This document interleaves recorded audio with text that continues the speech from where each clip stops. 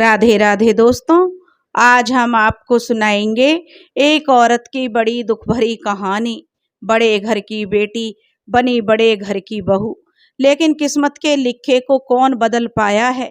जब आगे देखा तो कुआं और पीछे देखी तो खाई। एक औरत को अपने पति और अपनी ममता में से जब एक को चुनना पड़ा। दोस्तों, अगर आप हमारे चैनल पर नए हैं तो प्लीज हमारे चैनल को सब्सक्राइब करें, वीडियो को लाइक करें और शेयर करें। गिरधरपुर गांव के जमींदार थे ठाकुर प्रताप सिंह। ठाकुर प्रताप सिंह की गांव के बीच में एक बड़ी सी हवेली थी। जमींदार की हवेली में सब सुख सुविधाएं थी। उनके कई सारे नौकर चाकर थे। धन वैभव तो जैसे चारों ओर बिखरा पड़ा हुआ था। किसी भी चीज की कोई कमी नहीं थी। सारे गांव में ठाकुर प्रताप सिंह का हुक्म चलता था। गांव में कोई भी उनकी बात नहीं काट सकता था। उनकी कही बात पूरे गांव के लिए पत्थर की लकीर थी। सबको उसका पालन करना ही पड़ता था। पारो की माँ ऐसे संपन्न घराने की बहू थी। घर में बस कमी थी तो एक ही, उस घर में पीढ़ियों से कोई बेटी नहीं हुई थी। बेटी हुई या होने नहीं दी गई, कोई नहीं जानता था। बेटी के बारे में घर पर किसी को भी बोलने की इजाजत नहीं थी। जमींदार साहब को बेटियां बिल्कुल पसंद नहीं थी। उनके घर में कोई बेटी जन्म ले यह कैसे संभव हो सकता था। यह उनकी जमींदारी की शान के खिलाफ था। उनका बस चलता तो वे पूरे गांव से बेटियों के जन्म पर ही रोक लगा देते।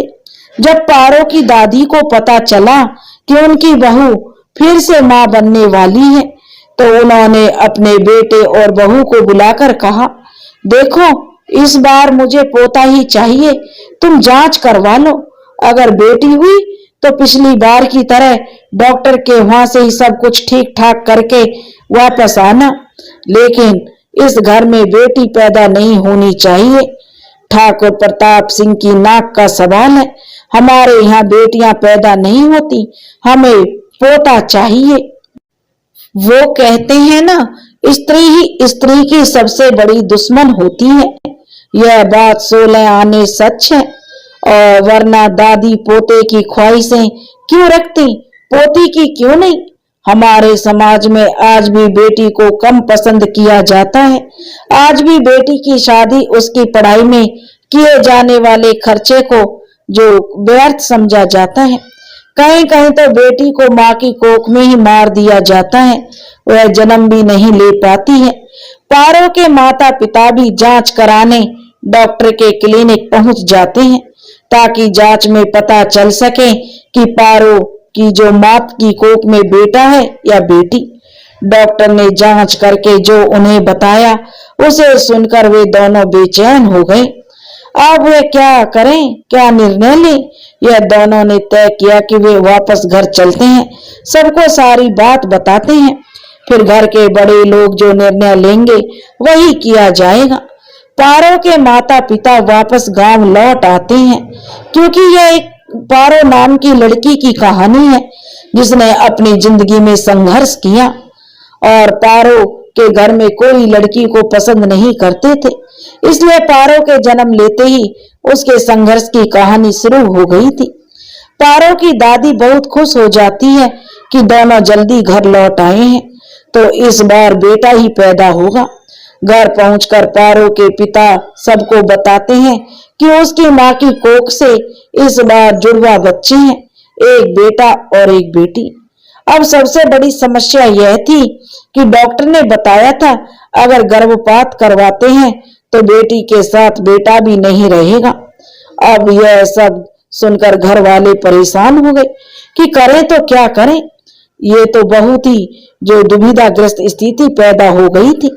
अगर गर्भपात कराते हैं तो पोते को भी खो देंगे, अगर नहीं कराते हैं तो पीढ़ियों से चली आ रही परंपरा का निर्वाह नहीं हो सकता। पीढ़ियों बाद घर में बेटी का जन्म हो जाएगा तो जमींदार खानदान की शान के जो विरुद्ध होगा। बहुत विचार विमर्श करने के बाद तय हुआ कि पुत्र मोह की जीत हुई। और निर्णय लिया गया कि बच्चे जन्म लेंगे। इस तरह पारो को जीवन दान मिल गया। अब उसका जन्म लेना निश्चित था। पूरे 9 महीने बाद वह अपनी माँ के साथ रही। बस यही उसका सौभाग्य रहा। बाकी पूरी जिंदगी तो दुर्भाग्य ने उसका पीछा नहीं छोड़ा। 9 महीने वह माँ के साथ तो थी, पर बात बात पर उसे कोसा जाता था। उससे छुटकारा कैसे मिले यही सोचा जाता था। उसकी माँ को बार बार ताने दिए जाते कि वह एक बेटी को भी जन्म देने वाली है। धीरे धीरे वक्त बीत रहा था। बच्चों के जन्म का समय नजदीक आता जा रहा था। ठीक 9 महीने के बाद घर में बच्चों का जन्म हुआ। बेटा पैदा हुआ था, घर का कुलदीपक। पूरे घर में खुशियां छा गई थी। घर का प्रत्येक सदस्य उसे गोद में लेने को आतुर था। सब उसे बारी बारी से गोद में उठा रहे थे, प्यार कर रहे थे। सब यह सोचने में व्यस्त थे कि वह किस पर गया है। पर बेटी जिसने भी उसी के साथ जन्म लिया था, वह तो जैसे अछूत थी। उसे प्यार करना, गोद में लेना तो दूर, किसी ने उसकी ओर देखा तक नहीं। सब लोग दादा दादी, पापा, चाचा बेटे को देखकर ही निहाल हुए जा रहे थे। बेटी एक और पड़ी भूख से रोई जा रही थी। उसकी माँ को सख्त हिदायत मिली थी कि उसे दूध मत पिलाना, वह हमारे पोते का हक है, उसके लिए दूध कम हो जाएगा। पोती से तो जैसे उनका कोई रिश्ता ही नहीं था। उनका जन्म तो मजबूरी में हो गया था। अगर वो जुड़वा नहीं होती तो वह इस दुनिया में आती ही नहीं। वह एक और पड़ी भूख के मारे रोई जा रही थी। तभी एक नौकरानी राधिका, जिसने कुछ समय पहले ही बच्चे को जन्म दिया था, उसकी नजर उस पर पड़ गई। वह नौकरानी चुपचाप उसे अपना दूध पिला देती है। अब उसे जिंदा रहने के लिए संघर्ष करना था। एक दादी, एक माँ जो खुद भी एक स्त्री थी, उसकी सबसे बड़ी दुश्मन बन गई थी। दोनों ने उस नवजात बच्ची को मरने के लिए छोड़ दिया। कई बार हमने सुना भी है कि हमारे समाज में आज भी बेटी को पैदा होते ही मार दिया जाता है। बेटी को पालना लोग पसंद नहीं करते। कई बार नवजात बच्चियां नाली और झाड़ियों में पाई जाती हैं। लोग उन्हें मरने के लिए छोड़ देते हैं, जैसे उन्हें जीने का कोई हक ही नहीं हो। पारो ने जन्म तो ले लिया था और अब वो बेचारी जिंदा रहने के लिए उसे फिर से संघर्ष ही करना पड़ा। अब नन्ही सी पारो को उसकी माँ से अलग कर दिया गया। वह नौकरों के बीच पलने लगी। जिस नौकरानी राधिका ने उसे दूध पिलाया था, वह अपने बच्चे के साथ उसे भी अपना दूध पिलाने लगी। अब वही उसका ध्यान रखने लगी। उसने उसे पारो नाम दे दिया था, माता के नाम पर पार्वती, लेकिन प्यार से वो उसे पारो कहती थी। घर में किसी से भी कोई मतलब नहीं था। उसे घर में तो माता से दूर एक इंसान भी नहीं समझा जाता था। लोग तो देवी मानते हैं लड़कियों को, लेकिन उससे तो किसी का दूर दूर तक कोई मतलब नहीं था। किसी ने उसका चेहरा तक नहीं देखा था। पारो उसी नौकरानी के साथ रहने लगी। वह उसे ही अपनी माँ समझने लगी। समझती भी क्यों नहीं, वही तो उसे एक माँ की तरह पाल रही थी। पारो के भाई को सब सुख सुविधा मिलती, पर पारो ने अभावों में जीना सीख लिया था। दोनों बच्चे बड़े हो रहे थे। पारो का भाई स्कूल जाने लगा, पर पारो के नसीब में स्कूल तो कभी लिखा ही नहीं था। एक जमींदार की बेटी होने के बावजूद वह नौकरों के बीच पल रही थी। पारो उन सबको अपना समझती थी। पारो भी पढ़ना चाहती थी। उसे छोटे ठाकुर की रंग बिरंगी किताबें बहुत अच्छी लगती थी। आखिर थी तो वह भी एक बच्ची ही। वह छुपकर अपने भाई की किताबें देखा करती, उन्हें समझने की कोशिश करती। कभी जब छोटे ठाकुर को उस पर दया आ जाती तो वह उसे अपनी पुरानी किताबें देखने के लिए दे देते। कभी कभी छोटे ठाकुर उसे कुछ पढ़ा भी देते, पर कभी नौकरानी की तरह दुत्कार कर भगा देते। उसमें छोटे ठाकुर की भी कोई गलती नहीं थी। उसे तो पता ही नहीं था कि पारो उसकी अपनी बहन है। उसे कभी किसी ने बताया ही नहीं था कि पारो उसकी अपनी सगी बहन है। पारो घर में नौकरों के बीच पलने लगी। वह राधिका को अपनी माँ समझती थी और उसके बेटे परवीन को अपना भाई समझती थी। पारो की पाठशाला घर के नौकरों के बीच शुरू हुई और उसे घर के काम सिखाया जाने लगा। उसे छुटपन से ही घर गृहस्थी की बातें बताई जाती, पूरा दिन घर का काम कराया जाता। उसे चूल्हा चौका, घर के सारे काम, घर के सारे सदस्यों की सेवा करना यही सिखाया जाता। उसे पढ़ना चाहिए या उसकी पढ़ाई के बारे में किसी ने भी नहीं सोचा। पारो अब धीरे धीरे बड़ी हो रही थी। छोटे ठाकुर भी उसी के साथ बड़े हो रहे थे। पारो की बहुत ही इच्छा होती कि वह छोटे ठाकुर की चीजें देखे, उनके खिलौनों से खेले, उनकी किताबें पढ़े, और पर उसकी किस्मत में यह सब नहीं था।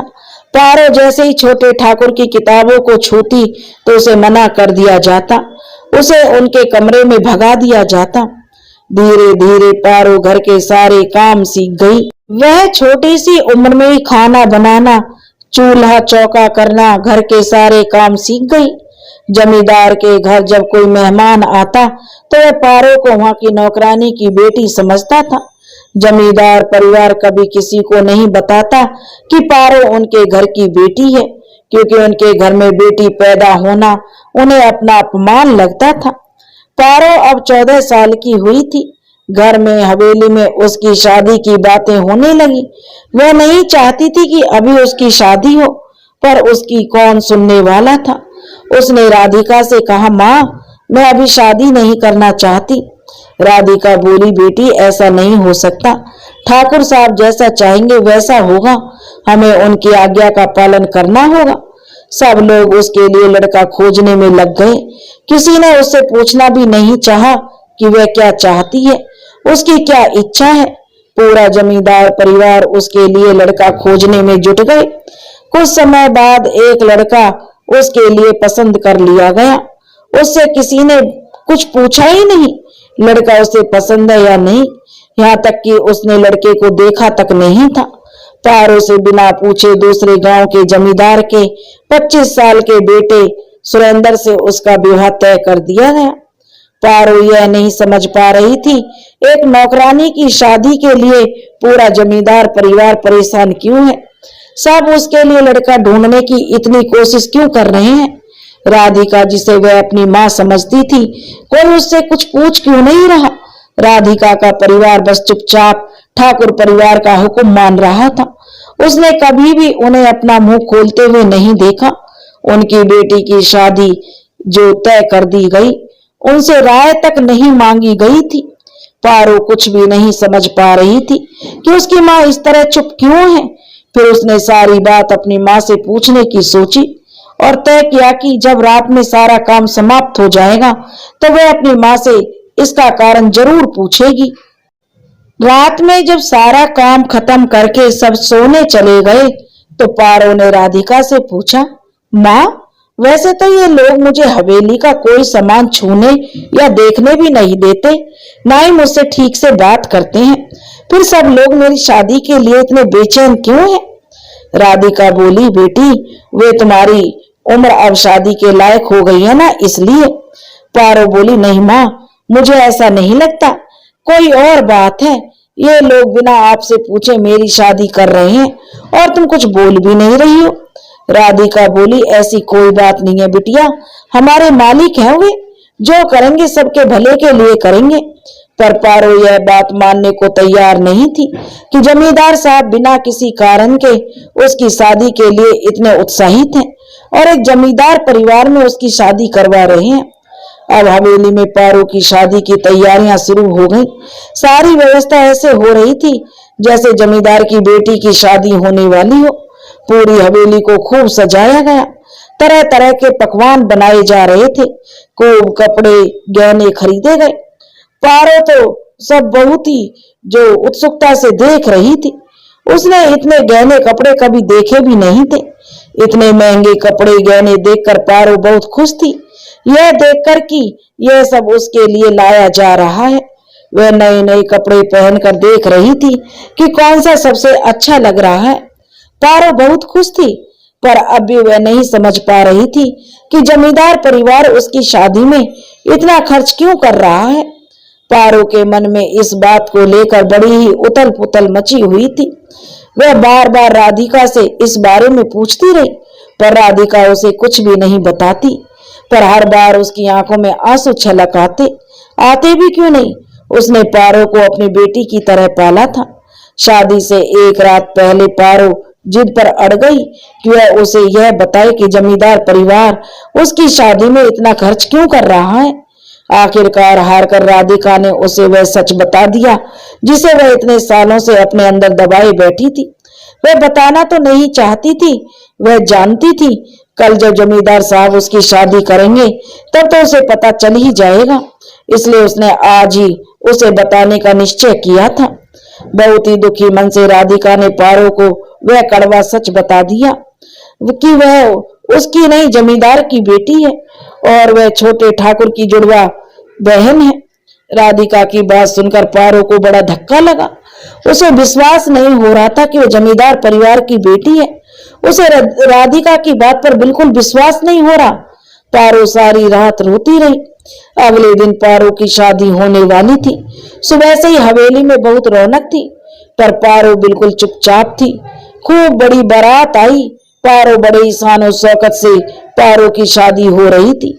होती भी क्यों नहीं, एक जमींदार परिवार में ही तो उसकी शादी हो रही थी। कन्यादान के लिए जब जमींदार साहब और उनकी पत्नी मंडप में आए तब पारो ने को पूर्ण विश्वास हो गया कि यह बात सच है, वह जमींदार खानदान की बेटी है। अगर वह राधिका की बेटी होती तो उसकी शादी इतने धूमधाम से नहीं होती और जमींदार खानदान में तो कभी नहीं होती, क्योंकि एक नौकरानी की बेटी को कोई जमींदार अपनी बहू कभी नहीं बनाते। पारो को अपने बारे में सच जानकर अच्छा नहीं लगा। वह बहुत दुखी हो गई थी। वह अपने पूरे परिवार से यह पूछना चाहती थी, उसने बेटी के रूप में जन्म लिया तो उसमें उसका क्या कसूर। वह अपनी माँ से पूछना चाहती थी कि उसने उसे जन्म देकर क्यों छोड़ दिया, इसमें उसकी क्या गलती थी। पारो के मन में बहुत सारे सवाल थे। वह पूरे जमींदार परिवार से उनका उत्तर चाहती थी, पर पारो के दिल की बात दिल में ही रह गई। उसे मौका ही नहीं मिला वह अपने दिल की बात सबसे कह सके। पारो की शादी जमींदार के सुरेंद्र से हो गई। वह विदा होकर ससुराल आ गई। शादी के बाद एक बार तो पारो को लगा कि शायद उसके दिन बदलने वाले हैं। उसे जमींदार की बेटी बनकर रहने का मौका तो नहीं मिला, पर अब वह जमींदार परिवार की बहू बनकर रहेगी। पारो के ससुराल में भी सब सुख सुविधा, धन वैभव सब कुछ था। उसके मायके जैसा ही था, बल्कि उससे भी ज्यादा। उसके ससुराल की जमींदारी उसके मायके की जमींदार से भी बड़ी थी। पारो यह सब देखकर खुश थी कि अब वह यहाँ खूब अच्छे से रहेगी, पर पारो यह नहीं जानती थी उसके मायके और ससुराल में बहुत कुछ समान था। उनकी जमींदारी की शान भी एक ही समान ही थी। पारो यह सोच सोचकर मन ही मन खुश हो रही थी कि जो मान सम्मान उसे मायके में नहीं मिला वह सब उसे ससुराल में मिलेगा। वो जमींदार घराने की बहू बनकर रहेगी। लेकिन पारो यह नहीं जानती थी सारे जमींदारों की जमींदारी की आन बान शान एक सी होती है। जैसे उनका धन वैभव संपन्नता एक समान होती है, उसी तरह उनकी झूठी शान भी एक जैसी होती है। सभी जमींदारों को अपने जमींदार होने का बहुत बड़ा घमंड होता है। पारो के मायके और ससुराल में भी कोई खास अंतर नहीं था। उसके ससुराल वालों को अपने जमींदार होने का बड़ा घमंड था। कुछ ही दिनों में पारो को पता चल गया कि उसकी स्थिति में कोई परिवर्तन नहीं होने वाला है। पारो के लिए यह ऐसा ही था जैसे उसे एक पिंजरे से निकालकर दूसरे पिंजरे में रख दिया हो। कुछ भी नहीं बदला था। सब सुख सुविधा होने के बावजूद वह पहले की तरह थी। सब रिश्ते उसके पास थे, फिर भी वह बहुत अकेली थी। मायके में परवीन और राधिका थे तो उसके साथ उसका सुख दुख बांटने के लिए, पर यहाँ वो भी नहीं थे। पारो इस परिवार की बहू थी, इसलिए उसे नौकरों से ज्यादा बात करने की अनुमति नहीं थी। पारो को ससुराल में परवीन और राधिका की बहुत याद आती थी। उसके लिए तो राधिका उसकी माँ और परवीन ही उसका भाई था। पारो के जीवन में बस इतना ही अंतर आया था कि वह पहले सिर्फ एक लड़की थी, अब वो एक बड़े घराने की बहू बन गई, किसी की पत्नी बन गई।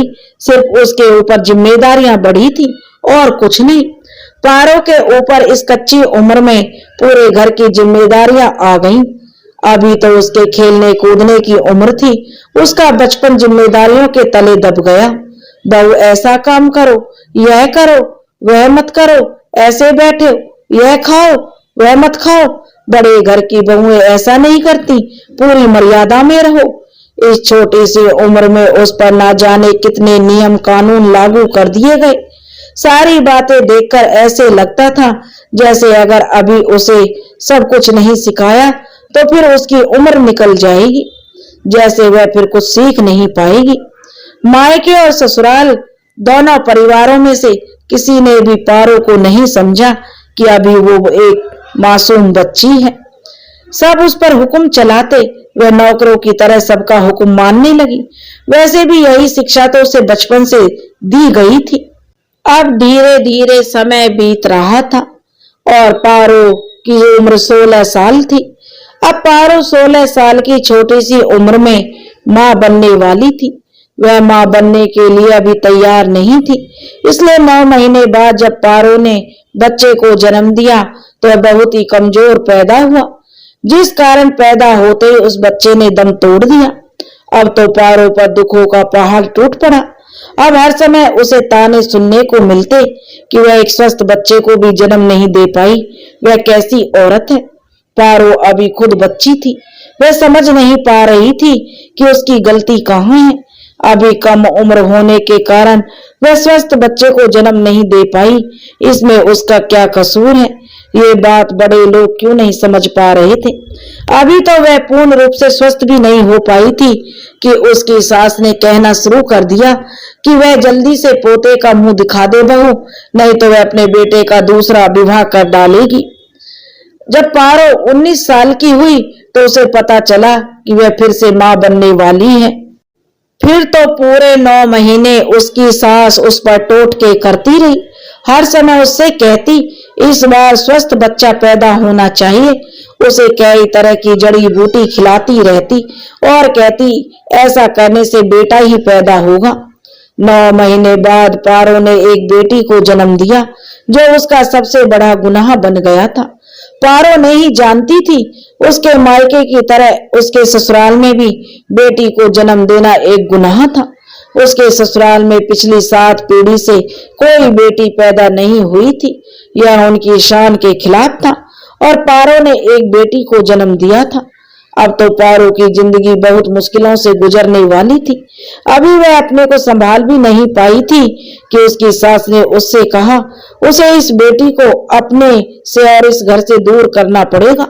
हमारे घर में बेटी नहीं रह सकती, यह हमारी शान के खिलाफ है। पारो ने इस बात का विरोध किया। वह अपनी बच्ची को छोड़ना नहीं चाहती थी, क्योंकि वह जानती थी अगर वह अपनी बच्ची को छोड़ देगी जैसे उसकी मां ने उसे छोड़ दिया तो उसकी बेटी या तो नौकरों के बीच पलेगी या किसी अनाथालय में, या जिंदा भी रहेगी या नहीं, वह यह जानती नहीं थी। इसलिए पारो ने अपनी बेटी को त्यागने से मना कर दिया। पारो अब डर गई थी कि कहीं ससुराल वाले उसकी बेटी को उससे दूर ना कर दें। उसने सबसे कह दिया था कि अगर उसकी कोई बेटी को कुछ करेगा तो वह अपनी जान दे देगी, जिससे उसके ससुराल वालों ने बच्ची को तो कुछ नहीं किया पर पारो पर जुल्म करने लगे।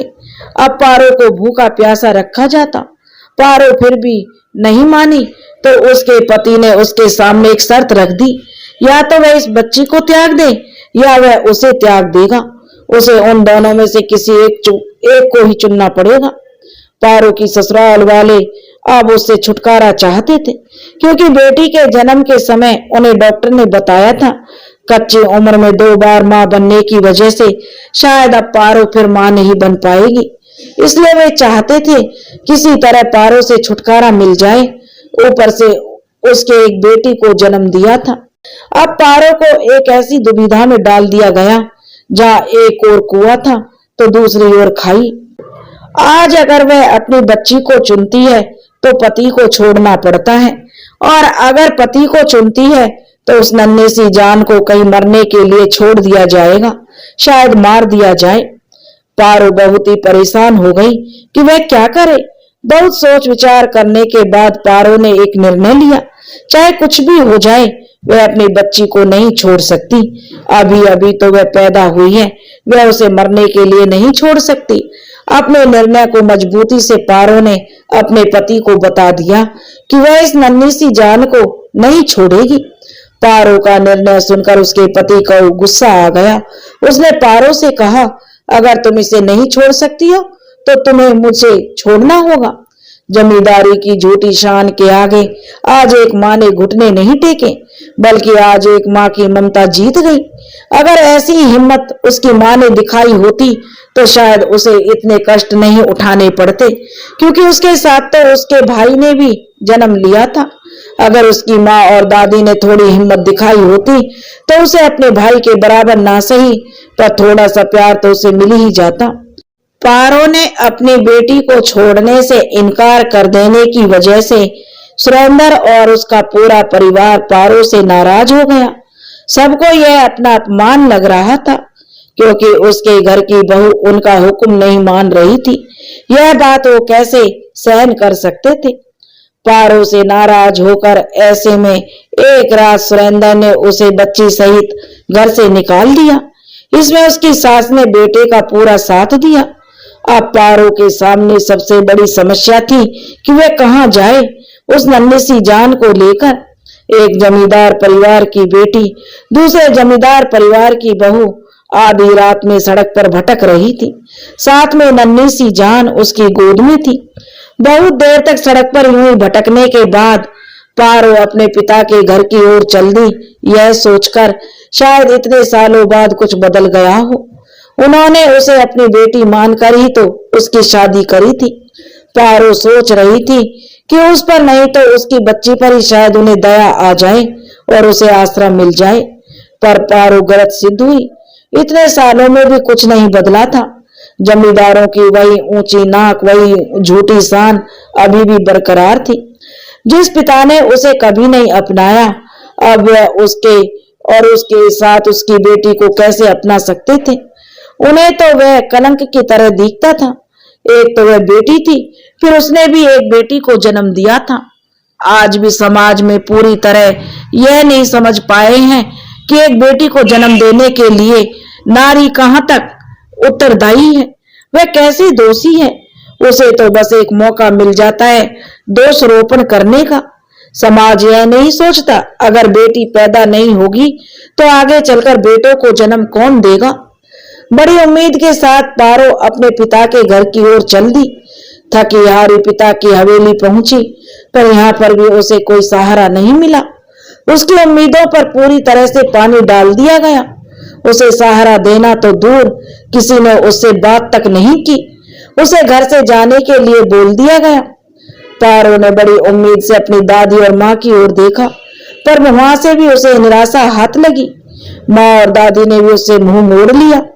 पारो के पिता ने उन दोनों को हवेली से बाहर कर दिया, हवेली का दरवाजा बंद कर दिया। अब पारो कहां जाती। बच्ची भी भूख के मारे रो रही थी। पारो परेशान होकर हवेली के बाहर बैठ गई। इस संसार में सब लोग एक समान नहीं होते। जहाँ अच्छे बुरे सब तरह के लोग हैं, उन्हीं अच्छे लोगों में राधिका और परवीन जैसे लोग भी थे। राधिका ने हवेली में जो हुआ सब देखा था, जिसे देखकर राधिका चुपचाप पारो के पीछे हवेली से बाहर आ गई। राधिका ने भले ही पारो को जन्म नहीं दिया था, पर जन्म के दिन से उसी ने उसे पाला था। उसका खून ना सही, पर दिल का बहुत मजबूत रिश्ता था पारो के साथ। राधिका चुपचाप पारो को अपने घर ले आई। राधिका ने पारो को अपने घर में रखा, उसे समझाया वह घर से बाहर ना निकले, वरना जमींदार साहब पारो के साथ साथ उसके परिवार का क्या हाल करेंगे, ये वह भी नहीं जानती थी। पारो की बेटी होने का भी उसे बड़ा गुनाह किया था। वह अपने पति का घर छोड़ के आ गई थी। एक तो वो बेटी थी, दूसरा उसके पति ने उसे त्याग दिया था। यह तो उसके लिए और भी बड़ा गुनाह था। राधिका पारो को अपने घर ले गई, उसका और बच्ची का अच्छे से ध्यान रखने लगी। पर राधिका हमेशा डरी डरी रहती थी। कहीं जमींदार साहब ने पारो को उसके घर में देख लिया तो ना जाने क्या होगा। जिन्होंने अपनी बेटी और अपनी नातिन का दुख दर्द समझ नहीं आया, फिर वो उनके घर की एक नौकरानी है, उसे वो क्या समझेंगे। राधिका के रिश्ते का भाई मोहन दूर एक गांव में अध्यापक की नौकरी करता था। उसे राधिका के गांव और पारो के परिवार से कोई नहीं पहचानता था। राधिका और मोहन में बचपन से बहुत प्यार था। राधिका ने बचपन में अपने भाई बेटे को भी जो प्रवीण था उसको भी उसी के पास पढ़ने भेज दिया था। राधिका मोहन के अलावा किसी पर विश्वास नहीं कर सकती थी। राधिका ने बहुत हिम्मत से काम लिया। उसने पारो को और उसकी बच्ची को एक रात चुपचाप जो मोहन के पास पहुंचा दिया, जहां पारो को कोई नहीं जानता था। इसलिए राधिका निश्चिंत थी, वहां पारो को कोई नहीं पहचानेगा और जमींदार साहब को कभी पता नहीं चलेगा कि पारो कहाँ है। अब पारो अपने मायके और ससुराल से दूर एक गांव में रहने लगी।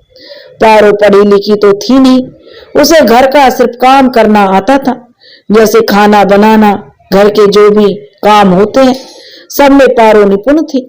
पर पारो बहुत ही स्वाभिमानी स्त्री थी, तभी तो उसने अपने ससुराल वालों की गलत सोच का पुरजोर विरोध किया था, जिसके फलस्वरूप पारो को घर से बाहर निकाल दिया गया। पारो अध्यापक मोहन पर अपना और अपनी बच्ची का बोझ नहीं डालना चाहती थी।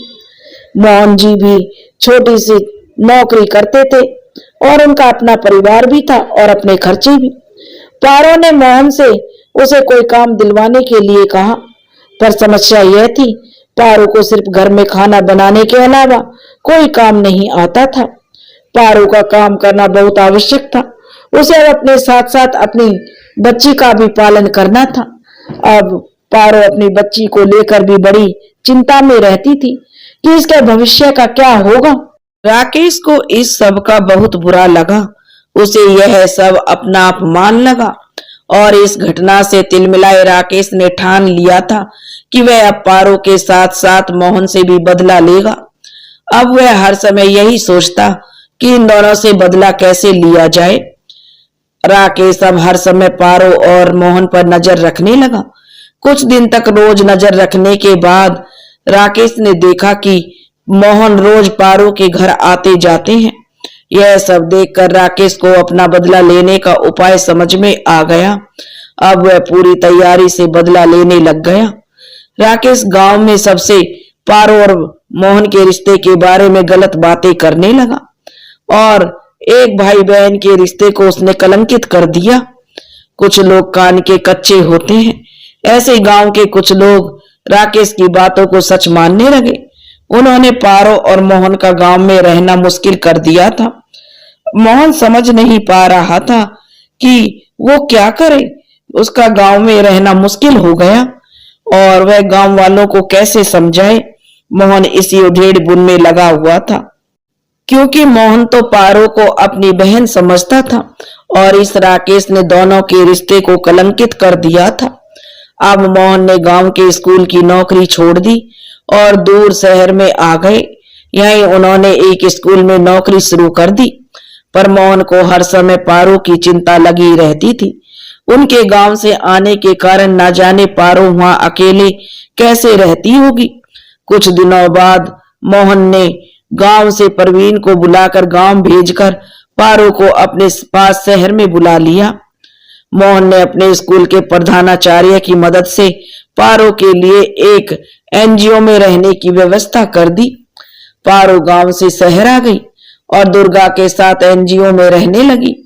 पारो का कोई और कार्य करना तो उसे आता नहीं था, पर वह पढ़ी लिखी भी नहीं थी।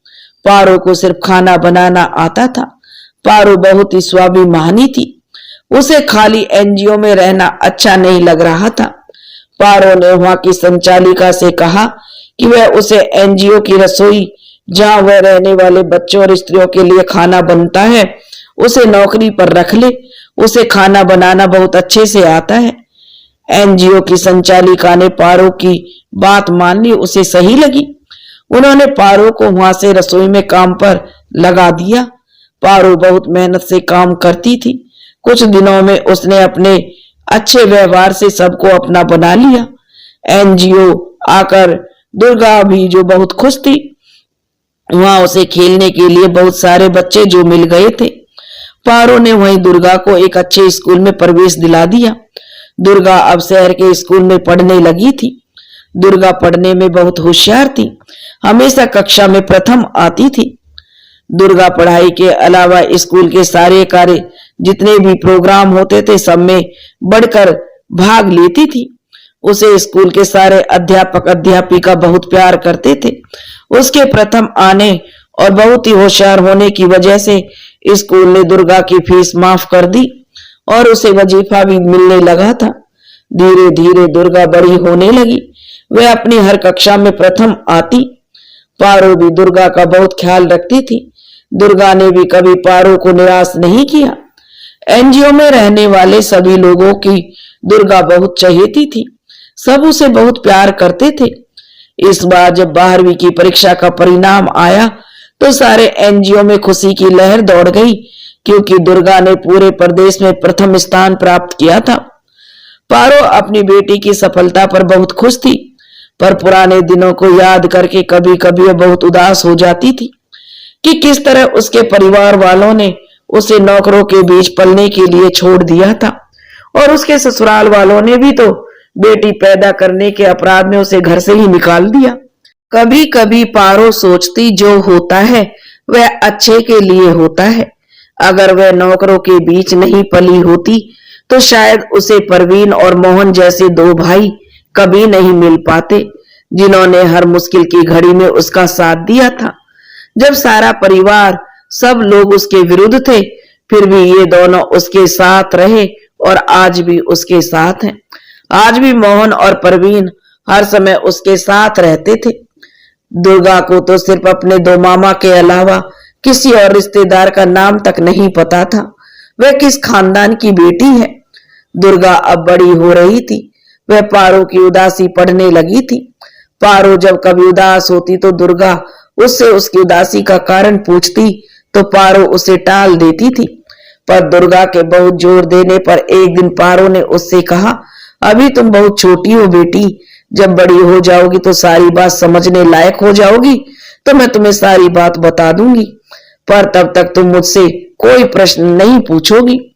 दुर्गा ने अपनी माँ की बात मान ली और फिर कभी कोई प्रश्न अपनी माँ से नहीं किया और अपनी पढ़ाई करने में जुट गई, क्योंकि उसे अपनी माँ का सपना जो पूरा करना था। पारो दुर्गा को एक सफल डॉक्टर बनाना चाहती थी। दुर्गा भी अपनी माँ की इच्छाओं पर खरी उतरी। जब मेडिकल प्रवेश परीक्षा का परिणाम आया तो दुर्गा ने उसे बहुत अधिक अंकों के साथ उत्तीर्ण किया था। उसे काउंसलिंग में प्रदेश में सबसे अच्छे मेडिकल कॉलेज में प्रवेश मिल गया। आज पारो को पहली बार कोई खुशी मिली थी। उसका सपना सच होने जा रहा था। आज पारो के संघर्ष को एक मुकाम मिलने वाला था। पारो सोच रही थी, चलो उसने जो सहा वह सह लिया। उसने जितनी भी कठिनाई सही, पर उसकी बेटी वो सब नहीं सहेगी। उसे कोई परेशानी नहीं होगी। वह उसे एक सफल नारी बनाएगी। वह डॉक्टर बनकर एक इज्जत की जिंदगी जिएगी। जिस दिन पारो ने दुर्गा को मेडिकल कॉलेज छोड़ने गई थी, उसकी आंखों में आंसू रुकने का नाम नहीं ले रहे थे। उसने कभी भी दुर्गा को एक दिन के लिए भी अकेला नहीं छोड़ा था। वह सोच नहीं पा रही थी वह दुर्गा के बिना अकेले कैसे रहेगी और दुर्गा उसके बिना कैसे रहेगी। मोहन ने पारो को बहुत समझाया कि उसे दुर्गा के भविष्य के लिए ऐसा करना पड़ेगा, अपने दिल को पक्का करना पड़ेगा, वरना दुर्गा भी कमजोर पड़ जाएगी। मोहन की बातें सुनकर बहुत दुखी मन से पारो और सब लोग दुर्गा को मेडिकल कॉलेज के हॉस्टल में छोड़कर वापस घर आ गए। धीरे धीरे समय अपनी गति से बढ़ रहा था और धीरे धीरे 5 साल का समय बीत गया। 5 साल बाद दुर्गा डॉक्टर बन गई। पारो की तो खुशी का ठिकाना नहीं रहा। पूरे एनजीओ में पारो ने मिठाई बंटवाई। पारो की खुशी उस समय दुगनी हो गई जब उसे पता चला कि दुर्गा ने इस बार भी पूरे कॉलेज में सबसे अधिक अंक प्राप्त किए हैं। इस कुछ समय बाद दुर्गा का दीक्षांत समारोह होने वाला था। उसने सबसे अधिक अंक प्राप्त किए थे तो उसे उस दीक्षांत समारोह में स्वर्ण पदक मिलने वाला था।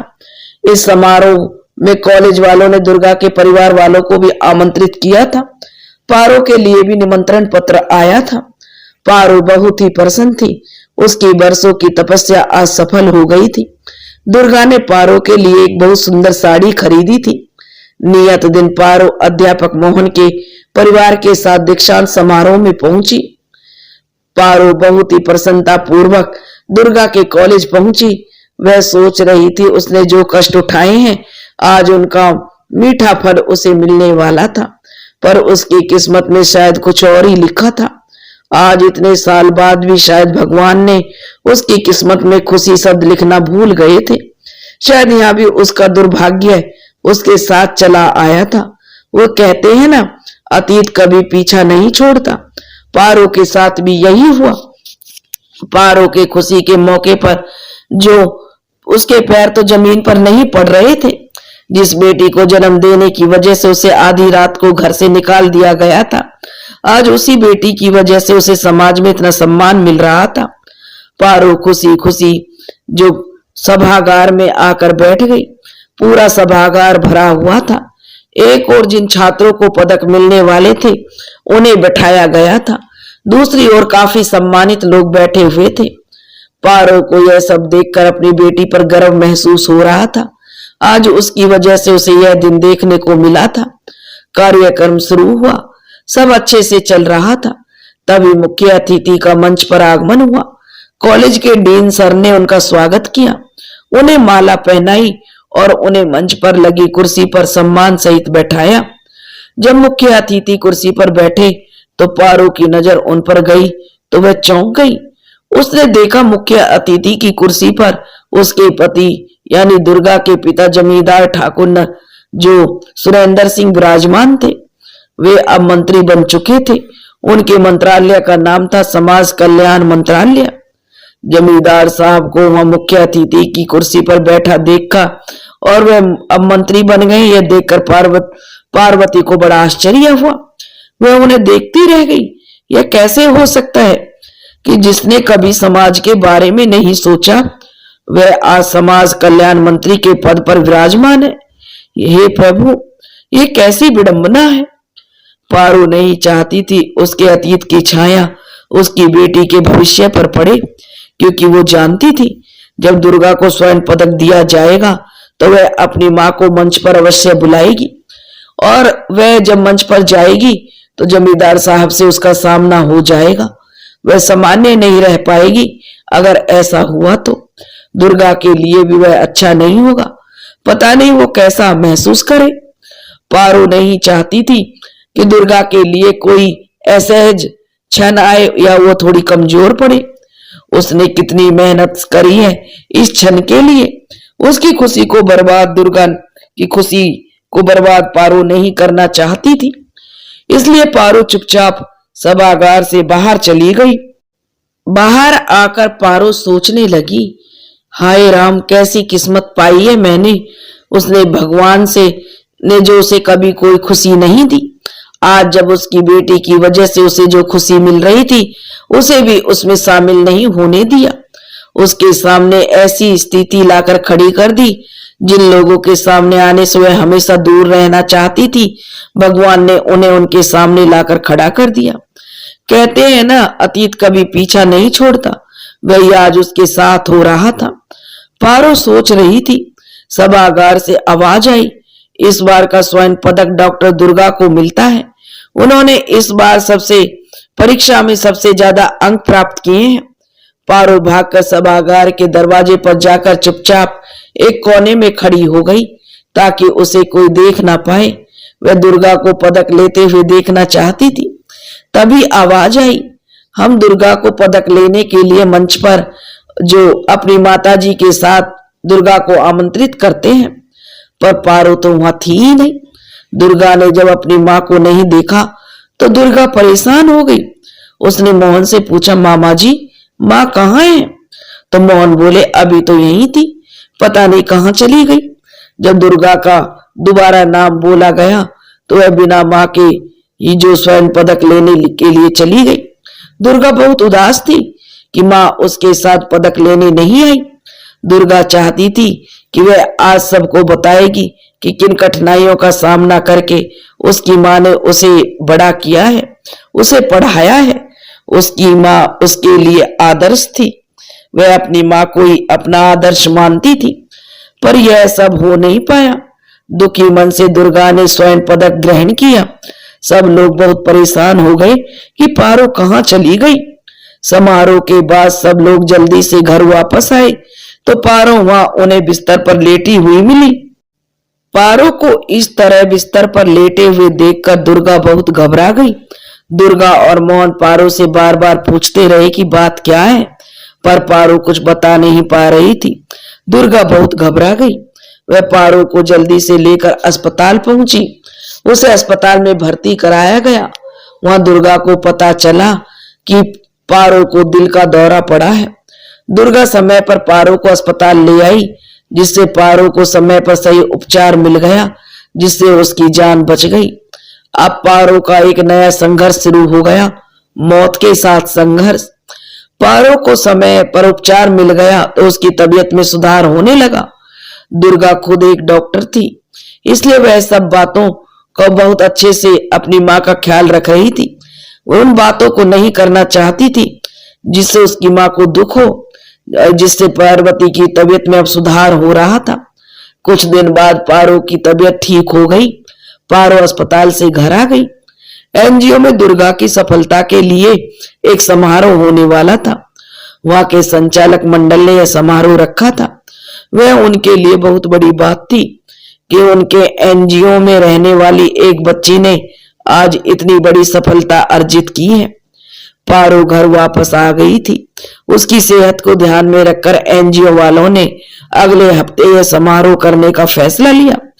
एनजीओ में समारोह की तैयारियां चल रही थी। पारो अब काफी ठीक हो गई थी।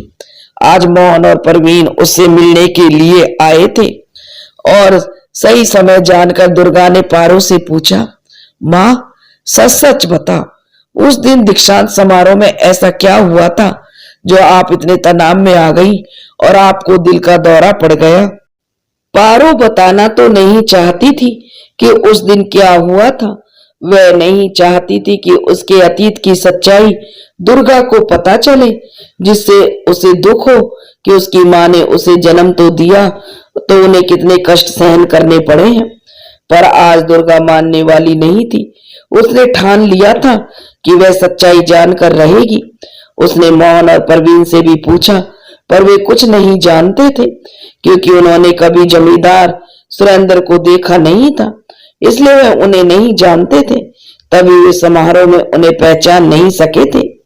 जब दुर्गा नहीं मानी और मोहन और परवीन के बहुत जोर देने पर पारो ने उसे सब कुछ बताने के लिए तैयार हो गई और उसने दुर्गा को बताया कि वह प्रतापपुर के गांव के जमींदार चौधरी रतन सिंह के घर में उनकी पोती के रूप में जन्मी, जहां बेटी का जन्म होना उनकी शान के खिलाफ था।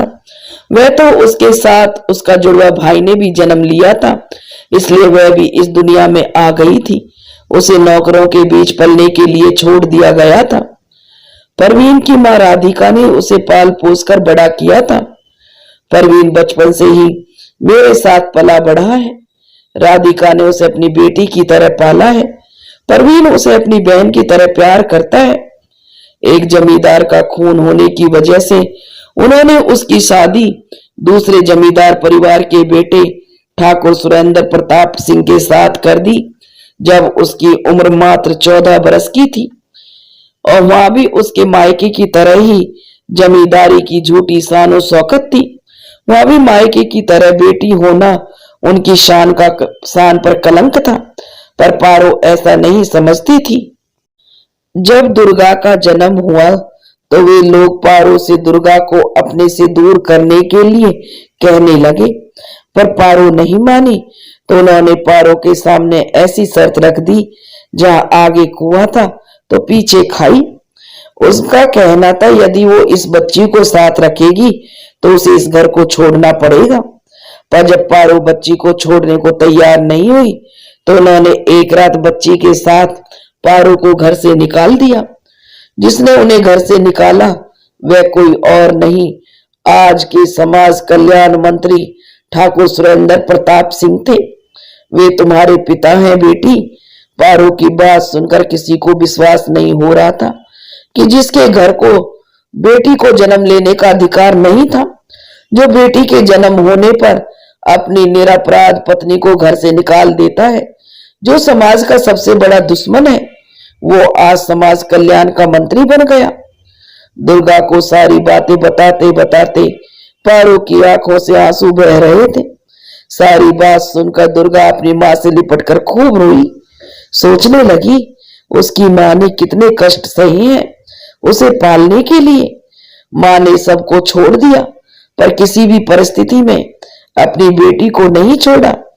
अगर शुरू में उसकी नानी ने थोड़ी हिम्मत दिखाई होती तो शायद उसकी माँ का संघर्ष कुछ आसान हो जाता, लेकिन ऐसा नहीं हुआ था। आज पारो के सारे जख्म जो हरे हो गए थे, वह आज सब कुछ उसे याद आ गया जिसे वो भूलना चाहती थी। वह सबको कभी इस सब को याद नहीं करना चाहती थी, लेकिन हालात ऐसे बन गए कि उसे सब कुछ याद करना पड़ा। पारो को अपनी बेटी को समाज का वह काला सच बताना पड़ा। यह सब बताते हुए पारो को बहुत तनाव हो गया। एक तो उसे अभी कुछ दिन पहले ही दिल का दौरा पड़ा था। वह अभी पूरी तरह ठीक भी नहीं हुई थी, वह अभी कमजोर थी, जिस कारण उसका तनाव बढ़ गया। पारो को दूसरा दिल का दौरा पड़ गया। पारो को तुरंत अस्पताल ले जाया गया, उसे आईसीयू में भर्ती करा दिया गया। पारो को अपनों की वजह से बहुत कष्ट सहना पड़ा था, जिस कारण वह अपनी उम्र से अधिक बूढ़ी हो गई थी। वह अंदर से टूट गई थी, वह पहले से कमजोर हो गई थी, जिस कारण इस बार दिल का दौरा सहन नहीं कर पाई और उसे बचाया नहीं जा सका। पारो ने अस्पताल में उसी दिन अंतिम सांस ली जिस दिन एनजीओ में दुर्गा के सम्मान का समारोह रखा गया था। एनजीओ में सारी तैयारी कर ली गई थी, सभी लोगों को आमंत्रण भेज दिया गया था, पर सारी तैयारी वैसी की वैसी रह गई। पारो को अस्पताल से एनजीओ वापस लाया गया, जहां दुर्गा को सम्मानित करने के लिए मंच तैयार किया गया था। उसी मंच पर अब पारो के पार्थिव देह को रखा गया। उसके अंतिम संस्कार की तैयारी शुरू हो गई। दुर्गा अब अपने को बहुत अकेला महसूस कर रही थी, पर वह कमजोर नहीं थी। उसकी मां ने उसे एक मजबूत औरत बनाया था। जहां दुर्गा को सम्मानित किया जाना था, वहीं पर अब पारो के अंतिम संस्कार की तैयारी की जाने लगी। पारो अब अपनी अंतिम यात्रा के लिए रवाना होने वाली थी, पर विडंबना देखिए, उसका संघर्ष अभी भी समाप्त नहीं हुआ था। दुर्गा को सम्मानित करने के लिए समारोह का आयोजन होने वाला था। उसमें कई सम्मानित लोगों को बुलाया गया। दुर्गा को सम्मानित करने के लिए एनजीओ के संचालक मंडल ने समाज कल्याण मंत्री को ही मुख्य अतिथि के रूप में आमंत्रित किया था। समारोह की सारी तैयारियां हो चुकी थी, सब लोग आ गए थे। जहां खुशियां मनाई जाने वाली थी, वहां मातम पसरा था। सब लोग पारो के लिए बहुत दुखी थे। सब जानते थे पारो ने कितनी मुश्किलों से दुर्गा को पढ़ाया था। अब उसके जीवन में खुशियां आने वाली थी, तो खुशियां देखने से पहले ही वह बेचारी इस दुनिया को अलविदा कह चुकी थी। जब अंतिम संस्कार की तैयारी चल रही थी, तभी मंत्री जी की नजर पारो की मृतदेह पर गई, तो वो एकदम हैरान रह गए और उन्हें पहचानने में देर नहीं लगी कि यह तो पारो है, और वे समझ गई कि दुर्गा उनकी बेटी है। दुर्गा अपनी मां के अंतिम संस्कार की तैयारी करने लगी। परवीन और मोहन उसकी सहायता कर रहे थे। सारी रस्म दुर्गा कर रही थी। तभी मंत्री जी बोले, अंतिम संस्कार तो सिर्फ बेटे करते हैं, बेटियां नहीं। तुम्हारा कोई भाई वगैरह नहीं है जो तुम्हारी मां का अंतिम संस्कार कर सके? कैसी विडंबना थी यह, जिसे जीने के लिए हमेशा संघर्ष करना पड़ा, उसे आज इस संसार से जाने के बाद भी संघर्ष करना पड़ रहा था। पारो को अपने अंतिम संस्कार के लिए भी संघर्ष करना पड़ा। मंत्री जी की बात सुनकर दुर्गा को गुस्सा आ गया और वह गुस्से में बोली, नहीं, मैं इनकी इकलौती संतान हूं। मेरा कोई भाई या बहन नहीं है, क्योंकि मेरे पिता की मृत्यु तो उस दिन हो गई थी जिस दिन मैंने जन्म लिया था। मंत्री जी बोले, कोई और तो पुरुष होगा परिवार में। तो अब दुर्गा को भी गुस्सा आ गया। वह गुस्से में बोली, नहीं, इनका मेरे अलावा कोई और रिश्तेदार नहीं है। एक बेटी होने के नाते इनका अंतिम संस्कार मैं ही करूंगी। मंत्री जी के साथ कुछ और लोग भी उनकी हाँ में हाँ मिलाने लगे। दुर्गा पारो का अंतिम संस्कार नहीं कर सकती है। सबकी बातें सुनकर दुर्गा को इन समाज के ठेकेदारों पर बहुत गुस्सा आ गया और वह मंत्री जी से बोली, मंत्री जी, मैं पारो नहीं हूं, दुर्गा हूं, जिसे उसकी मां ने बहुत संघर्ष करके बड़ा किया है। दुर्गा ने कहा, जीते जी तो मैं अपनी माँ के लिए कोई संघर्ष नहीं कर पाई, लेकिन अब अपनी माँ का अंतिम संस्कार मैं ही करूंगी। अपनी माँ को मैं किसी और को नहीं सौंपूंगी, यह मेरा हक है। आश्रम वालों ने भी उसकी हाँ में हाँ मिलाई और दुर्गा ने अपनी माँ का अंतिम संस्कार किया और जमींदार साहब को उसने अपने पिता को मानने से इनकार कर दिया। दोस्तों, अगर आपको यह कहानी पसंद आई हो तो प्लीज़ हमारे चैनल को सब्सक्राइब करें, वीडियो को लाइक करें और शेयर करें। राधे राधे।